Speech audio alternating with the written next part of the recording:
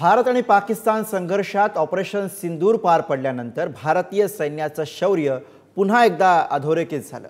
दोन्ही देश आमने सामने आल्यानं देशवासियांच्या नजरा या सीमेकडे वळलेल्या होत्या। पण भारतीय सैनिक केवळ युद्धावेळीच नव्हे तर दिवस रात्र सीमेवरती तेवढेच सतर्क असतात। सीमा रेषेवरती सैन्य कसं अलर्ट असतं बघूयात हा रिपोर्ट। पहलगाम हत्याकांडानंतर पुढचे 15 दिवस जिथं सतत घमासान सुरू होतं तेच हे ठिकाण काश्मीरमधील भारत पाकिस्तान सीमा।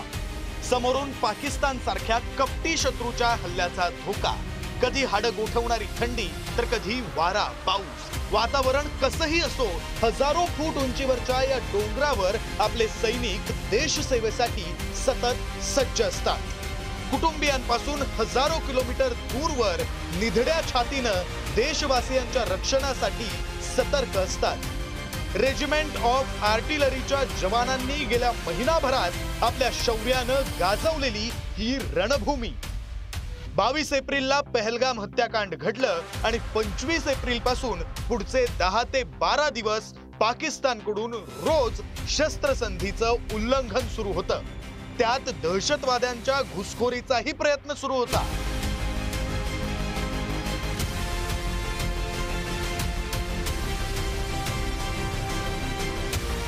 ऑपरेशन सिंदूर सुरू होईपर्यंत याच जवानांनी विश्वासघातकी पाकिस्तानचा प्रत्येक प्रयत्न मोडून काढला। जो दुश्मन ने गलती 6 और 7 की रात को करी, जिसमें कि उसने सीज फायर का वायलेशन किया और सिविलियन एरिया को एंगेज किया, तो उसको उसकी भाषा में ऐसा जवाब दिया गया है कि वो ऐसी गलती दोबारा करने से पहले कम से कम 100 बार सोचेगा। उसकी इतनी कैजुअलिटी हुई है, फिगर मैं आपको नहीं बता पाऊंगा, बट यस उसके जो कैजुअलिटी हैं उससे उसको जवाब मिल चुका है और ऐसी गलती दोबारा नहीं करेगा।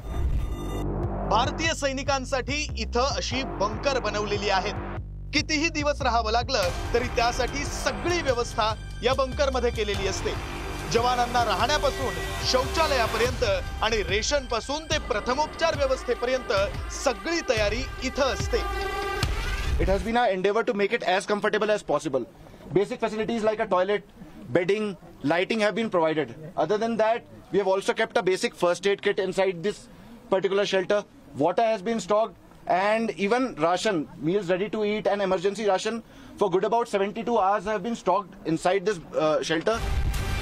बंकर मध्ये बाहेरची सगळी माहिती मिळण्याची सुद्धा व्यवस्था केलेली असते।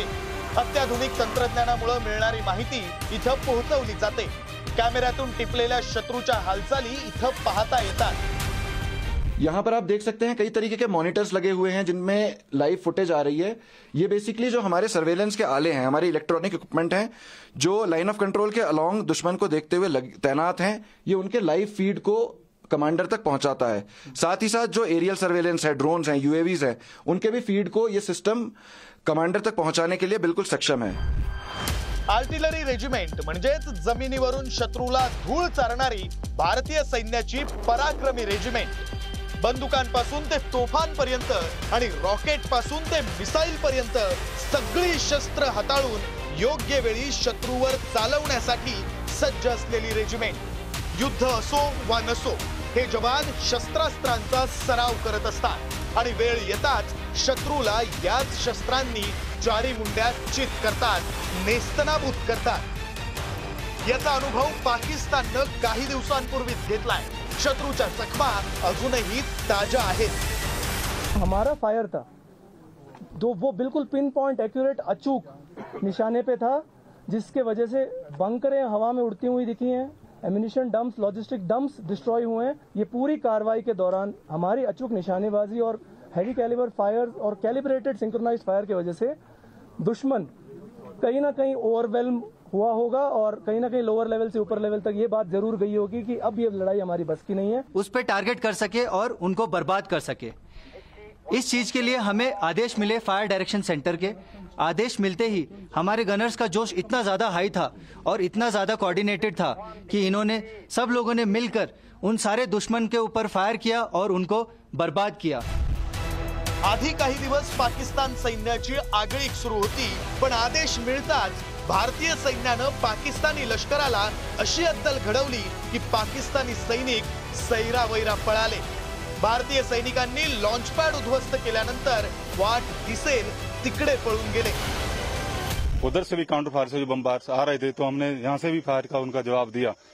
चंद सेकंड इसी जगह से हमने छोड़ के दूसरी जगह से जो फायर किया उस पर भी हमने उनका जवाब दिया। उनको इतना मजबूर किया कि उनको पाक पोस्ट छोड़ के मजबूर किया भागने पर।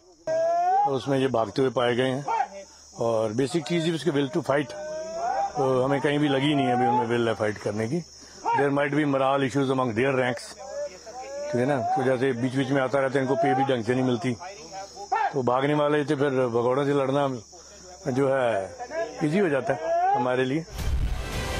विशेष म्हणजे सांबा सीमेवरच्या या लढाईमध्ये महिला सैनिक सुद्धा मागे नव्हत्या। पुरुष सैनिकांच्या खांद्याला खांदा लावून या रणरागिणी लढल्या।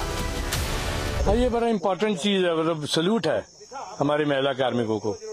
देश की बेटियां हैं वो यहाँ पे थी। हमारे महिला कार्मिकों ने कंधे से कंधा मिलाकर मेल काउंटर पार्ट के साथ अपने पूरा इसमें जो भी फ्लेयर अप यहाँ पे हुआ हर जगह उन्होंने बड़े जोशो खरोश के साथ भाग लिया है। दुश्मन को दौड़ा के भगाया इस इलाके से फायर करके। ये बहुत बड़ी अचीवमेंट है and we are really proud of them.